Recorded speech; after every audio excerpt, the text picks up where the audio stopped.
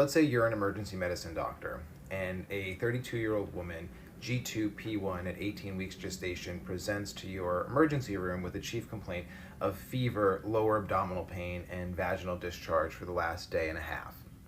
In triage, her temperature is 103.5, her heart rate is 122, her blood pressure is 80/60, she's satting 88% on room air, her respiratory rate is 25. She's very confused and delirious. She has 2 IVs placed, started on broad-spectrum antibiotics and IV fluids, and taken to the back. On exam, you notice tenderness over the uterine fundus. On vaginal exam, she has purulent, foul-smelling vaginal discharge. Ultrasound shows severe oligohydramnios and a fetus with minimal movements but still has heart tones. Her labs are notable for a white blood cell count of 28,000. Her platelets are 85. Her creatinine is 1.6. Her INR is 1.5. Her lactic acid is 4.5.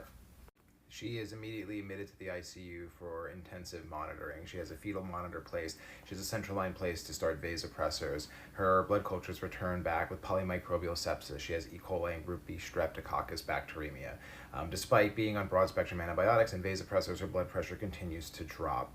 Now her labs are worsening. She looks like developing DIC. Her INR keeps climbing. Her platelets keep falling. She's having oozing from her IV sites and now having vaginal bleeding as well. She is going into oliguric renal failure. She stops urinating, and a dialysis catheter is placed so that she can be started on dialysis. The fetal heart tones are still present. Her blood pressure continues to drop despite up titration of her vasopressors. After about a day of this, her fetal heart tones finally stop, and doctors go to evacuate the pregnancy. However, because of the delay in care, she's been in the hospital for about a day and a half. The sepsis has taken its toll. She is in full-blown DIC, and the procedure causes a complication of bleeding, and she develops hemorrhagic septic shock, and despite their best efforts, the patient dies. So at what point in her clinical course would you, as a doctor, be comfortable performing an abortion?